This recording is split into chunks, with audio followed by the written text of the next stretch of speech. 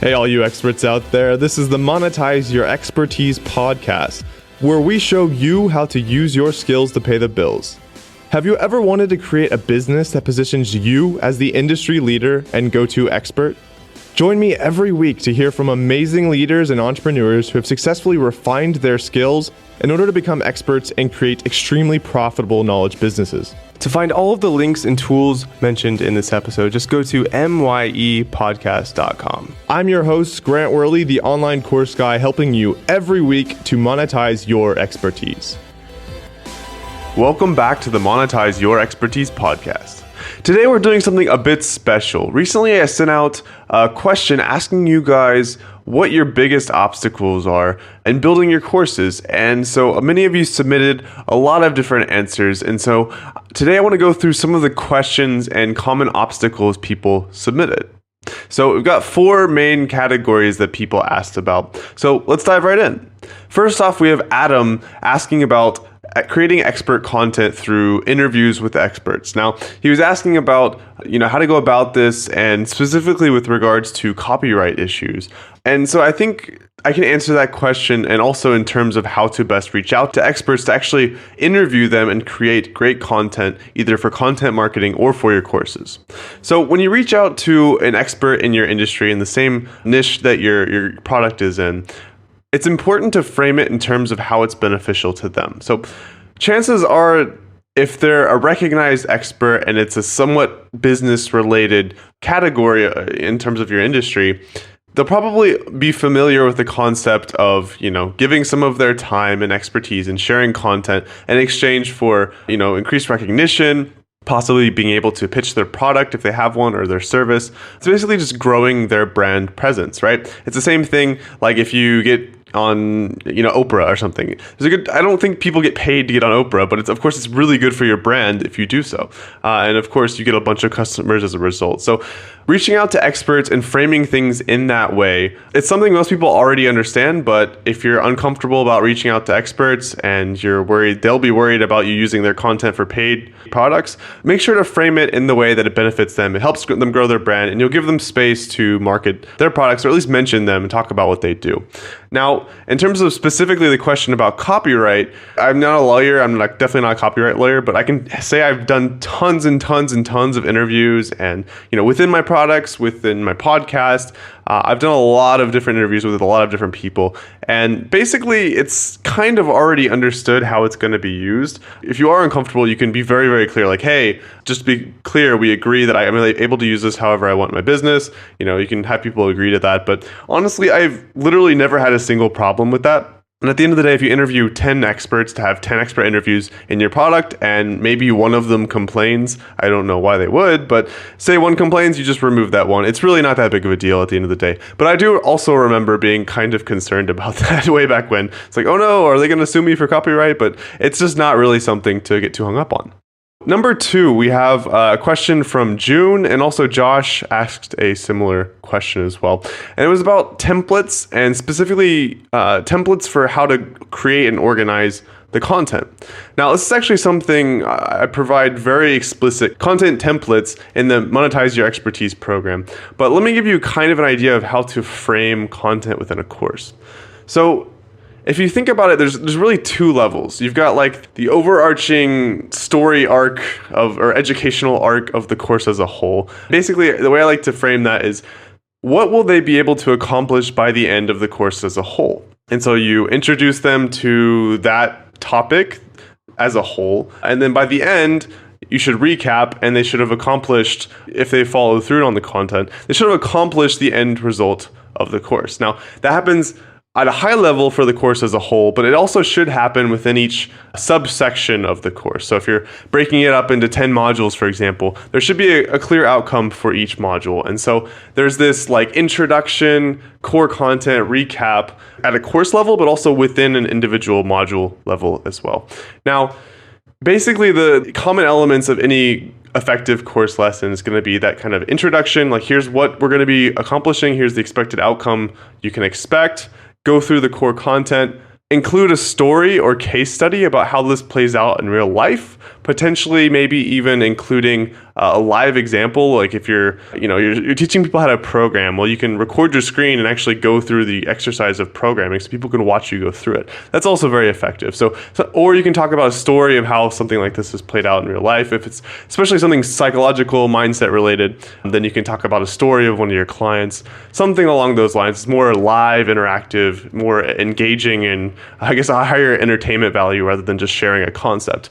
And then also addressing common mistakes. That's another great formula for effective content. So introduction, core principles, live example or story or live walkthrough, common mistakes, recap and resummary. And that's pretty much the concept of how to frame the overarching template for a course, and also lessons as well. And then as bonuses, you can throw in handouts, templates, expert interviews, and the like. Now, the third question I got, and this was actually the most common, Rhiannon, Chris, Anurad, Mickey, and a couple other people were asking about editing video and audio content. So this is also, I know people, a lot of times content creators aren't exactly tech people. So the concept of editing content doesn't seem very appealing. But in reality, it's actually not super complicated. It can be quite time consuming and honestly not very pleasant, but it actually doesn't have to be that complicated. So basically, there's a couple different ways of making content. If you're record your screen with slides, really, there's not that much editing needed. Maybe editing out simple mistakes or long pauses. It's really pretty simple. If you're doing live filming of, for example, your torso, and you're trying to add animations, of course, it gets a little bit more complicated. You can add in jump cuts and, maybe some whiteboard animation. You can do a lot with it if you want to invest the time. But I'll give you some resources for simple tools to do simple editing. And of course, this is something you can dive into more if you're interested in going more in depth with it. But I think the important thing is not to get too hung up on it, because it's more important to produce a course than to get hung up on trying to produce the perfect course.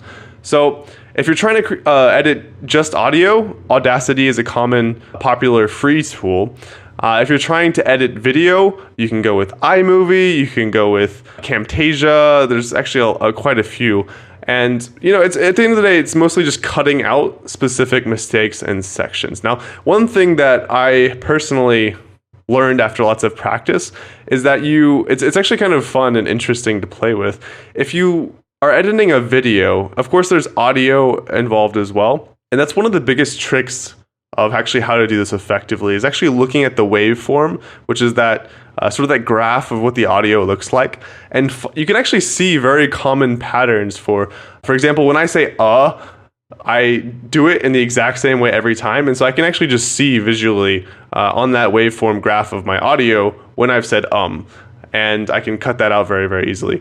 And also I understand how to connect what I said before that and what I said after that in a way that sounds very natural, so you can't actually tell it's edited. So there's a couple small tricks like that you can learn from experience. But at the end of the day, it doesn't have to be super complicated. Again, I want to reemphasize the point. It's important to produce the course and not get hung up on producing the perfect course. And finally, we have a question from Fran, who asked about, it seems like everybody is doing an online course these days. How do you stand out from the masses?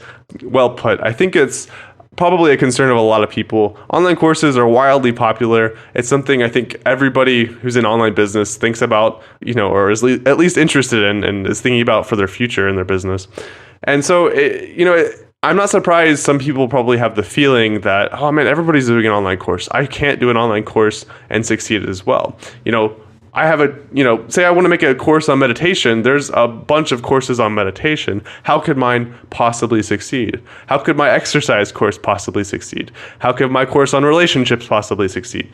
There's a lot of courses on these topics, so I'm using them as an example. But it doesn't actually really matter at the end of the day how many courses there are on your topic in terms of the total number. It only matters in terms of the number of courses and also the number of people trying to take the course, right? So the number of people offering courses nowadays is rising dramatically, but so are the number of people taking courses. So that's kind of a simple answer, which is at the end of the day, it shouldn't be a preventative thing. And actually, the fact that there are successful courses within your given industry, that's actually a very good sign, because if there aren't any, especially nowadays, it's probably a bad thing, because there would probably be somebody already successful if it was possible to succeed with that topic. So in terms of differentiation, however, there are a lot of ways to do that. For example, the courses that I offer, there are some other people that offer kind of similar courses, or at least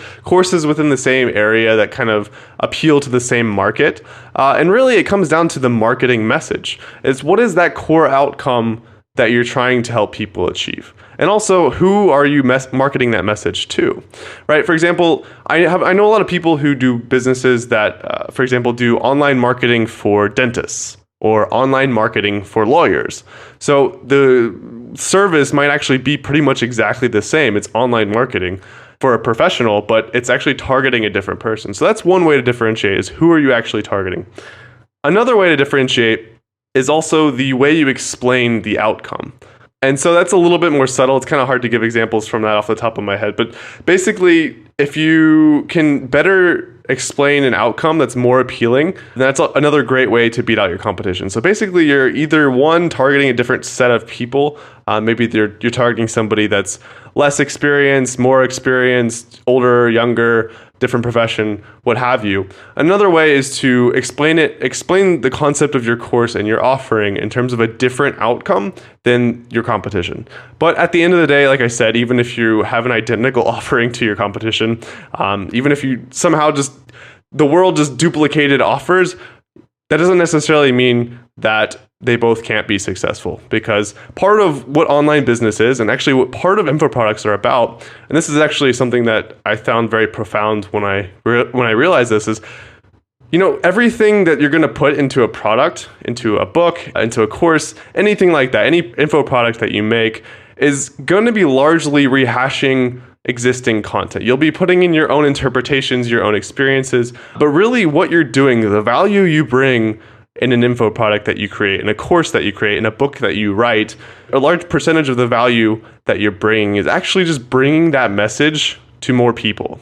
So if you make a new book on marketing, well, there's a bazillion books on marketing, but if you get that to 100 people, 100 new people who really love it and get really great results, that's still a huge value that you've brought to the world. Hopefully it's more than 100 people who read your book, but you get the idea. So it's another perspective shift, which is, it's not about being totally different or completely innovating something.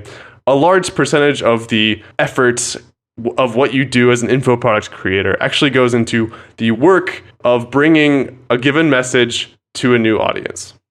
So those were 4 questions that you guys submitted, and a huge thank you to all of you guys who submitted questions. There were more than the ones I went through today, but I tried to synthesize them down to 4 common areas.